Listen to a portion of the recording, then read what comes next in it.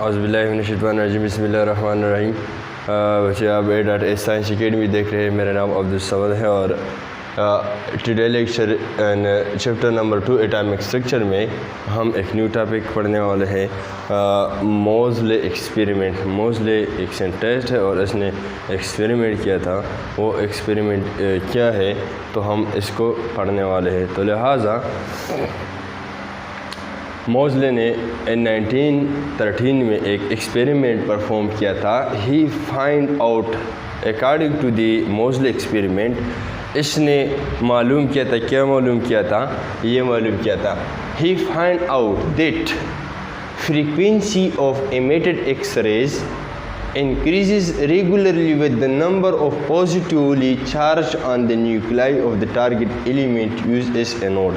इसने क्या लिया, इसने डिफरेंट एलिमेंट्स लिए और इस एनोड इस्तेमाल किए और यहाँ पर इसने एक कैथोड लगाया, एक ग्लास ट्यूब में एक ग्लास ट्यूब लिया और इसमें एनोड लगा और कैथोड लगा और हाई वोल्टेज से कनेक्ट किया एट लो प्रेशर।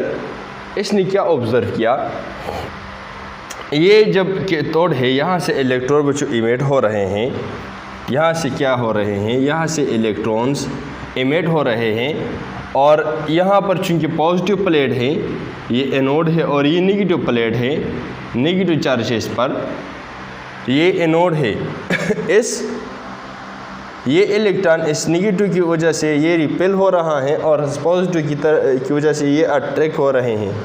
तो लिहाजा इस रिपल्शन की वजह से यहाँ से रिपेल हो रहा है और यहाँ अट्रैक्ट हो रहा है। इस रिपल्शन और अट्रैक्शन की वजह से काफ़ी तेज़ हाई काइनेटिक एनर्जी से यहाँ पर टक्कर मार लेती हैं। यहाँ पर ये इलेक्ट्रॉन आ जाती हैं और इस जगह को हिट कर लेती हैं। तो इस जगह को हिट करने की वजह से क्या पैदा होती है, एक्स रेज पैदा होती हैं। ये किस तरह पैदा होती हैं, इसकी इंटरनल ये जो माइक्रो लेवल पर हम इसकी थोड़ी बहुत एक डायग्राम बना लेते हैं। एक ही एटम इस एनोड से ले लेते हैं, यहाँ पर एनोड से एक एटम ले लेते हैं, यहाँ पर बना लेते हैं।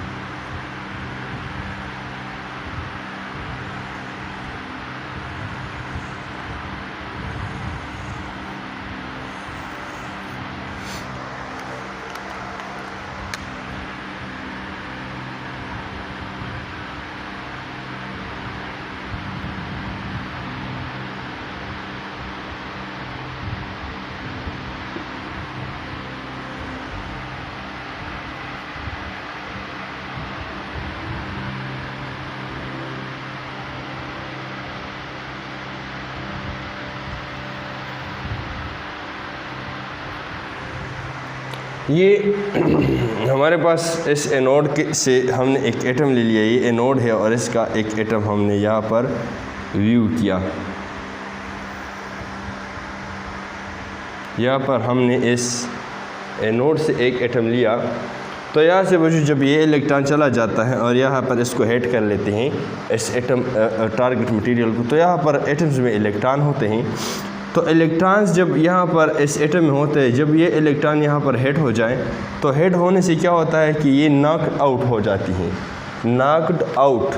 इस तरह सिर्फ ये इलेक्ट्रॉन नॉक आउट नहीं कर सकता, ये भी कर सकता है, ये भी कर सकता है, ये भी कर सकता है।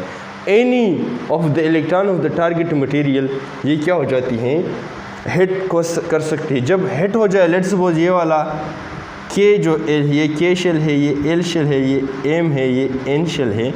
लेट्स सपोज के वाला इलेक्ट्रॉन यहाँ पर हिट किया तो इसमें यहाँ पर क्या हो जाती है, यहाँ पर वैकेंसी पैदा हो जाएगी, वैकेंसी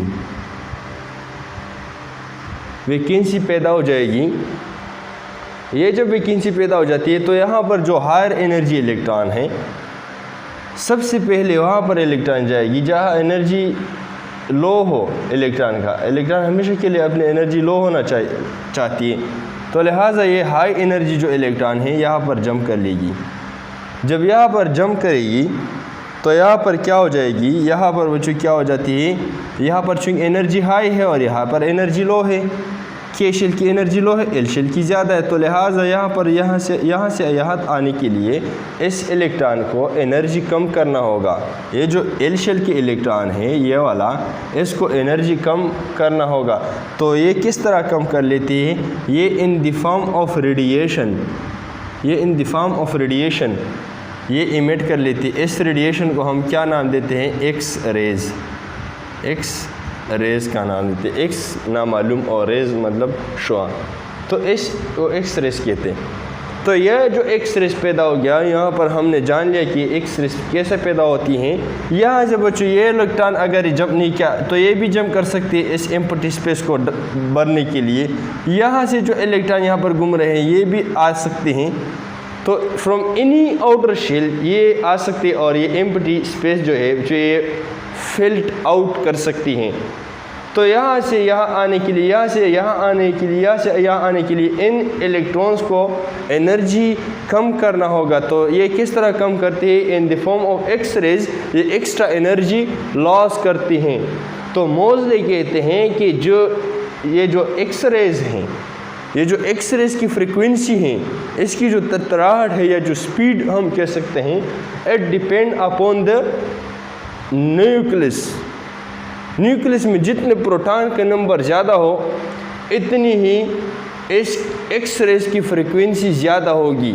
और इसने तकरीबन 38 elements of different atomic number देख लिए। तो इस डिफरेंट एटॉमिक नंबर की जो फ्रीक्वेंसी उन्होंने ग्राफ पर फाइंड किया, तो इससे ये नतीजा निकलवाया इसने कि जो ये फ्रीक्वेंसी है ये इस atomic number number of positive charge in the nucleus इस पे डिपेंड करते हैं। अगर ये ज़्यादा हो तो फ्रीक्वेंसी ज़्यादा होगी, ये कम हो तो फ्रीक्वेंसी कम होगी।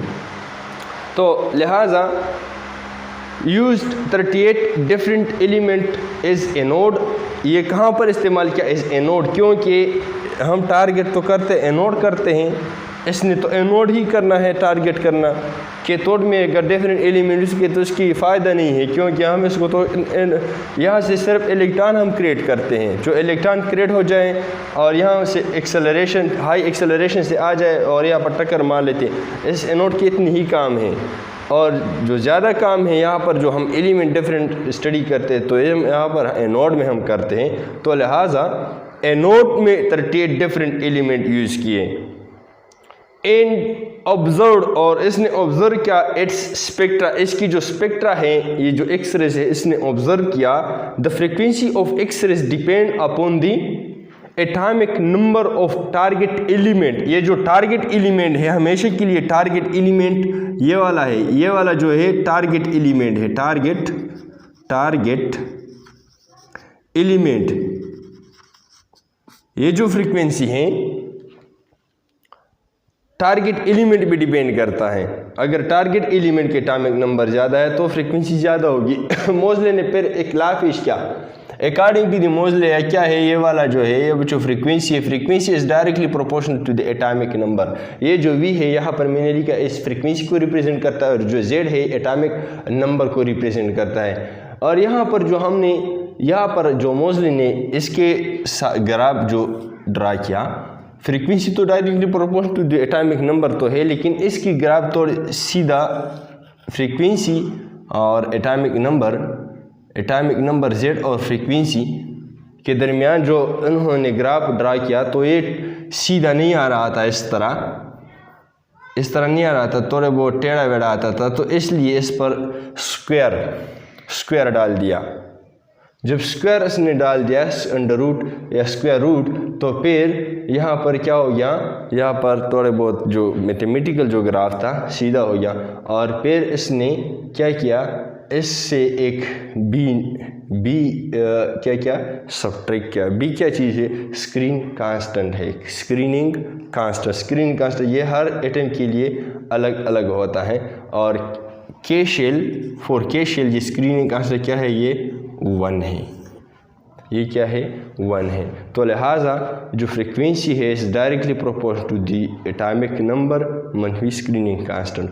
और यहाँ पर प्रोपोर्शनलिटी हटाने के लिए यहाँ पर जो हमने इक्वलिटी लगा, यहाँ पर एस कांस्टेंट लगाया, इसको प्रोपोर्शनलिटी कांस्टेंट कहते हैं। तो Moseley law is equal to A into Z मनफी बी, ये मोज़ले की एक्सपेरिमेंटल जो कैलकुलेशन था इसने कर दिया। इसकी इम्पोर्टेंस क्या है मोज़ले ला की, इसने क्यों ये ला पेश किया और ये इसकी इम्पोर्टेंस हमें डेली लाइफ में या केमिस्ट्री में इसकी क्या इम्पोर्टेंस निकले। तो इसकी कुछ इम्पोर्टेंस ये हैं कि यहाँ पर properties of element depend upon the atomic number, ये एक अच्छी बात थी कि इसने कहा कि property of element atomic number पे डिपेंड करते हैं। दूसरी बात है some new elements like technetium atomic number 43 और हाफनियम एटॉमिक नंबर 72 है, ये भी डिस्कवर किया। ऑन द बेसिस अगर ये क्या हो जाए, ये वाला और ये वाला मालूम कर ले तो एटॉमिक नंबर क्या हो सकते हैं, हम इसे बासानी मालूम कर सकते। तो लिहाजा डिफरेंट न्यू एलिमेंट्स के एटॉमिक नंबर डिस्कवर किए और different properties of different elements discuss किए। तो इसकी इम्पोर्टेंस ये थी।